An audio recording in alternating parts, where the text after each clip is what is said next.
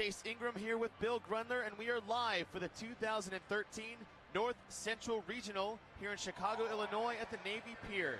Now, this is event 5. This is our very first repeat regional event, but I think it's fair to say, Bill, this isn't the same repeat or the same event. You know, Dave Castro would never be that easy on us. When we did it 2 years ago, it was in the first part of the day. This time it's at the end of the day, after having that horrendous hundreds event that we just had to go through. So this is where the posterior chain onslaught begins. How much wrecking did you do with the hundreds to your backside, and then now you're going to be able to pull that weight around. Pulling up that heavy for the women here, 205 pounds, and then those box jumps, it's going to be nuts. These are your top 12 women, but they seem to all be chasing the top 3. Deborah Corner-Carson, she was second place to Elizabeth Akinwale in this event 2 years ago, with Stacy Tovar in third and Jenny King in fifth. So it's going to be a tight race, but it's 2 years later. So let's see who's going to take it. The women are off for 21 reps. Right there, Elizabeth Akinwale comes out with a vengeance. She did this 2 years ago as a relative newbie. I'm expecting her to crush this workout. This is completely in her wheelhouse, and I don't see there to be a whole lot of difference with that.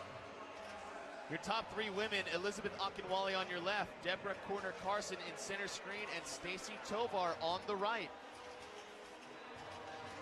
And it is Elizabeth and Deborah finishing at the exact same time. Now we're going to move to 21 box jumps. We saw box jumps in the open. These ladies did well in that event, but that was 20 inches. We've moved it up 4.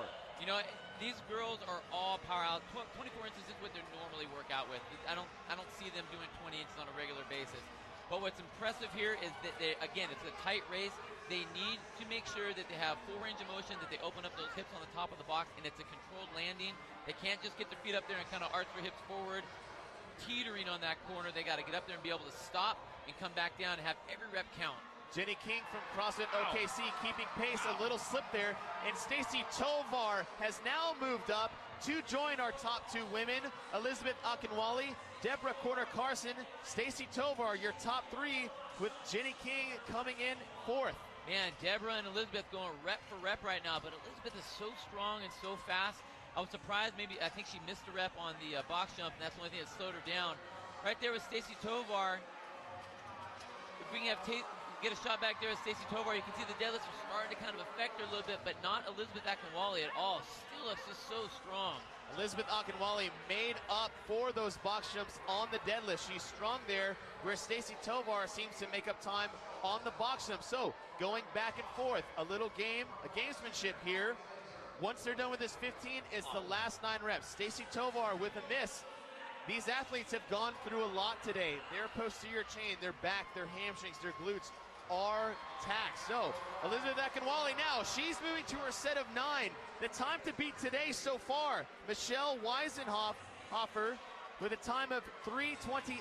She was done with her second set at 2:39. Elizabeth Akinwale is well ahead of that mark.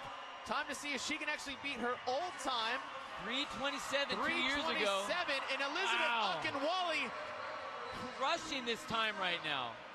Building off her dominance from event number 4, this is number 5. She has one final rep to do, and she'll move to the pad. And Elizabeth Akinwale, not just the best time of the day, but a new event record. She takes that, the previous at a time of 3:07 from Erin Chansey from the Northeast, and she just crushed that by over 20 seconds. Now the battle is for second. Deborah Corner-Carson, Stacy Tovar, they need to stay close to Elizabeth here to make sure they solidify their top 2 spots. Stacy doing a great job right there and finishes.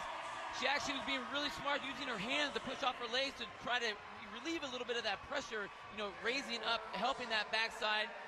And then right there, Deborah Corner-Carson making it her way through. Again, we knew it would be those 3 women all the way to the front. Those are your top 3. Stacy Tovar needed to keep pace close to Elizabeth. She's only 2 points ahead.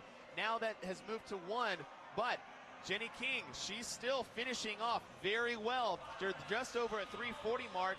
This 4th place finish is going to keep her close and in the running. We still got a lot of events left to do tomorrow, and that will do it. 4th place unofficially 3:47, so that won't beat Michelle's time of 3:28, so that'll move her back just one more spot. But you know what? She's doing okay. As long as she can hover in there, there's still a lot of points to be had tomorrow.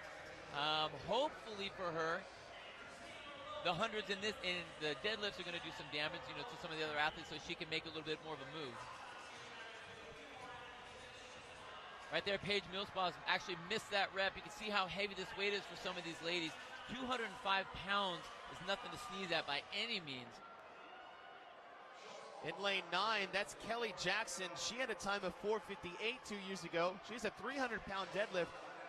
She has the time she can get past her old time, which is impressive to say the least after what these women have been through. Yeah, the fact you can actually better your time here. One, obviously you can see that they've increased their fitness. But I'll tell you what, I know speaking from experience, it's hard to have a better time here after doing that 100. That was just such a brutal workout to come into. But the fact is women are bettering their time. I mean, Elizabeth Akinwale bettered it by 40 seconds or so.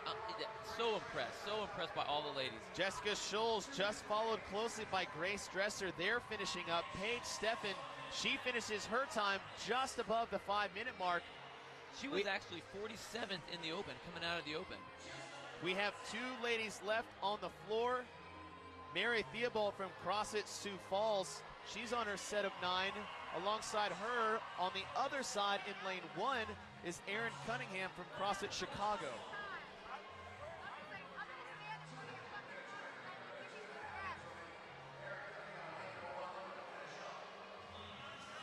We have our last 2 women bracketing the rest of the field. Erin Cunningham, she finishes at a time of 5:40.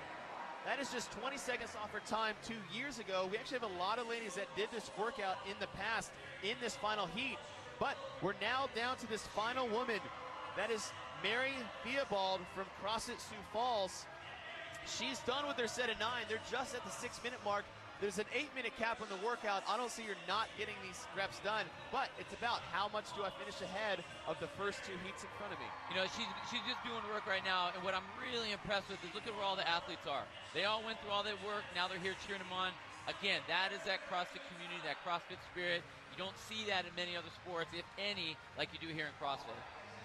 But there in the screen is Elizabeth Akinwale, and we just got word that she not only won this event, set an event record so far, but that is the fastest time we have ever seen, including 2011 with Annie Thorisdottir's time of 2:57, and Elizabeth Akinwale beat it by 12 seconds after that hundreds workout. She's so strong this year, so powerful. Again, out of 5 events here, this being the 5th one, she's had so many first places and only 1 fumble with the muscle ups.